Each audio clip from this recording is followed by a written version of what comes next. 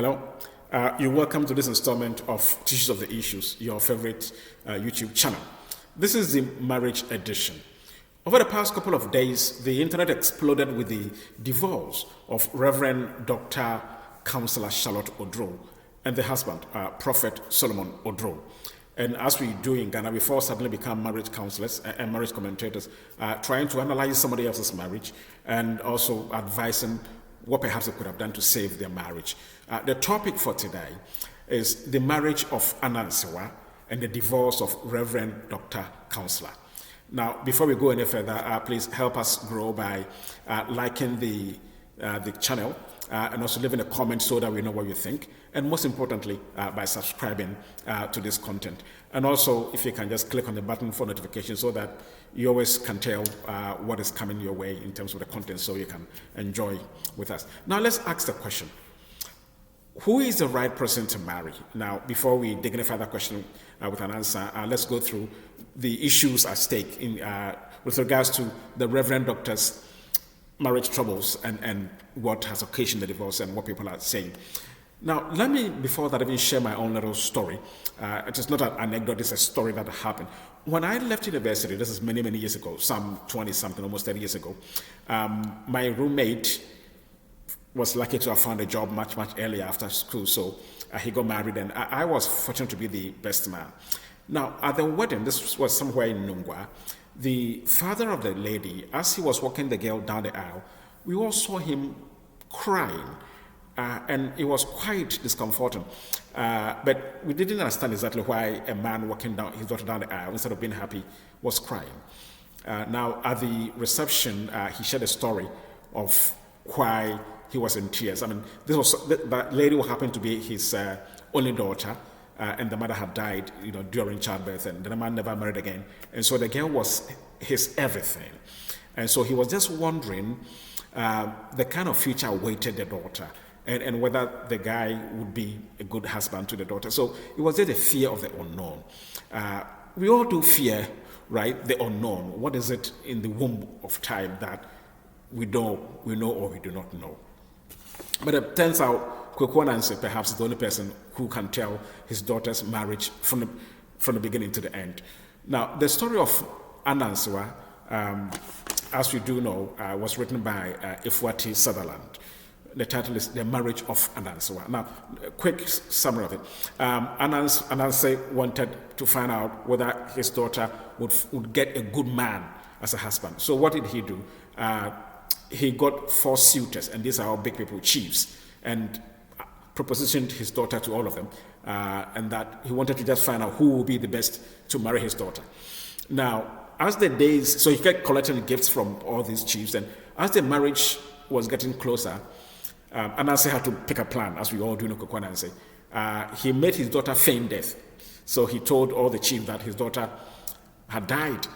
And he wanted to find out, even as the daughter had died, which one among the chiefs would still be committed to sponsoring the funeral of a lady that he never really got married to.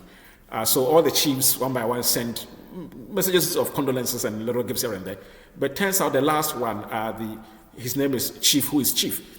He committed to the whole process as if he had married a girl, paid loads of money and loads of gifts, decided to pick up the bill and do the funeral as though it was a daughter, it was a wife.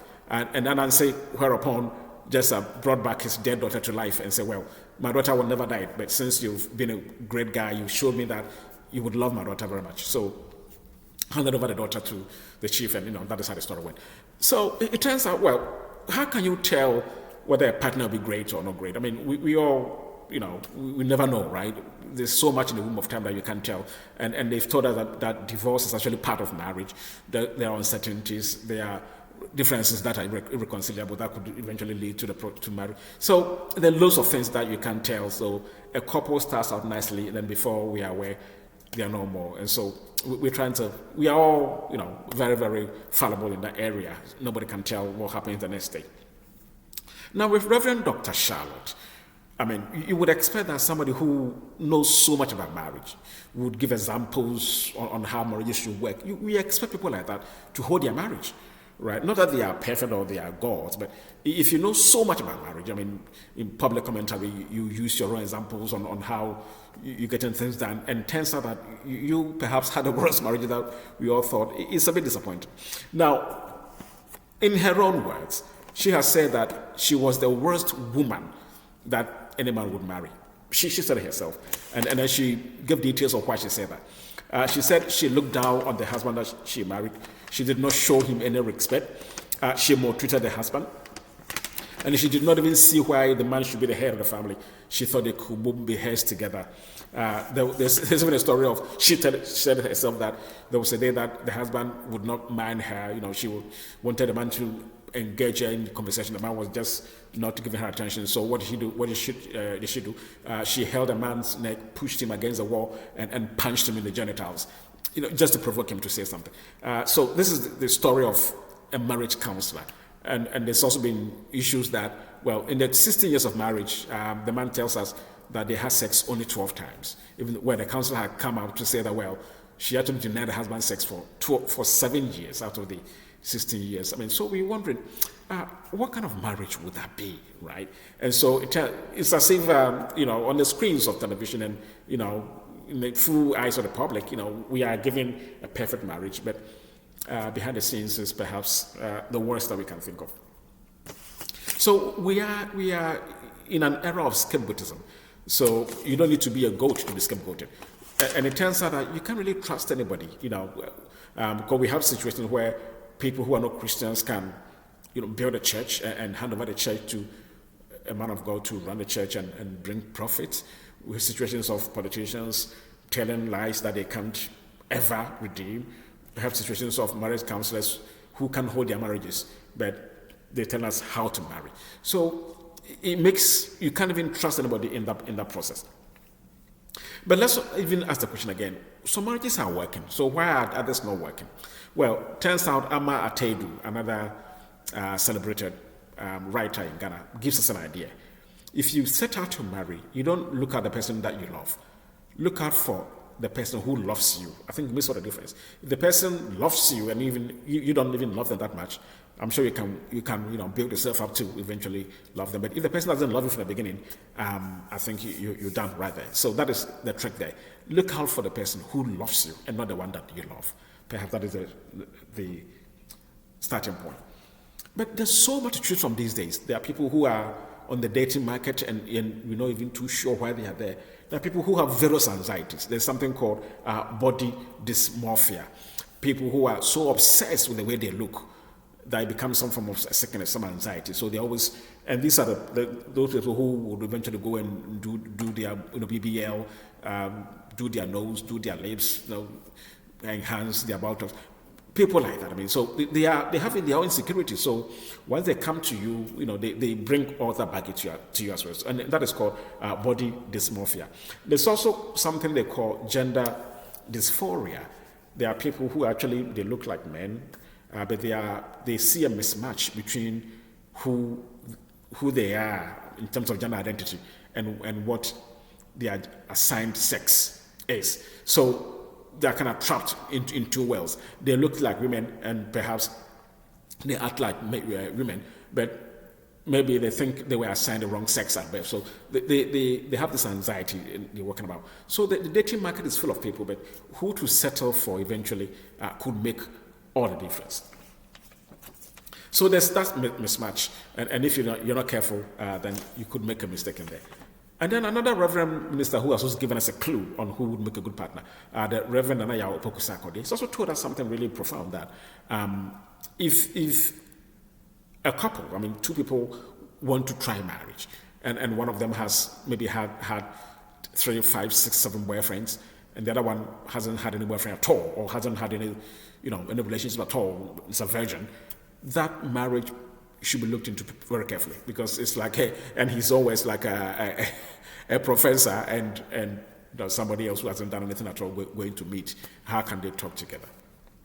There's also the concept of marriage, a long-distance marriage. So long-distance, there's another understanding of long-distance marriage. It's not just when the couple, one lives in Ghana and one lives in Germany. That's long distance, okay. But there's also another meaning of long distance marriage. When there's an intellectual gap, one has so much, master's degree, PhD, and the other one hasn't really done much in terms of education. There's a long distance in terms of appreciating certain issues. So some people say that that's also a long distance marriage.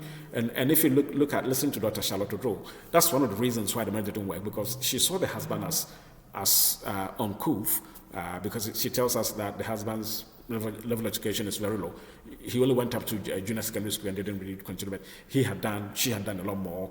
Polytechnic University, and she's not even doing law, right? So that distance perhaps could also account for the reasons why they were not agreeing on many things. So before you settle out settle for a partner, I mean, these are things you look out for. If there's that gap between the two of you, I think you should look at it carefully. So now, what is our verdict for today? As you do know, on our channel, we analyze our content in the newspaper. So this is just a video edition of our newspaper publication. So every week we do an article and we do a little synopsis of the article in this video presentation, and then we analyze the content, and then we eventually deliver a verdict on what we think should be the issue. So our verdict today is we're trying to understand why marriages work. But if you've even watched, marriage counselors seem to only tell us why marriages are not working. I think the direction is not even to tell us why marriages should work, but if you listen to them carefully, the narrative, the advice, whatever they're saying is trying to just tell us why marriages are not working these days. So maybe they're all setting us up to fail. Now, if you travel abroad, I mean, here, Canada, Germany, US of A, this is where you actually see the real marriage, right? I mean, you would not believe it. Marriage here is so terrible. Just last week, a Nigerian doctor shot himself, dead because of bad marriage. So that lots of it here is like it's never meant to work. I don't know whether it's because of the snow, but marriage here is a terrible business. Child support issues, women being favored, But our place is patriarchal, but here it's not like that. Marriage, women have their way, and so it's bad. And then you wouldn't find that here.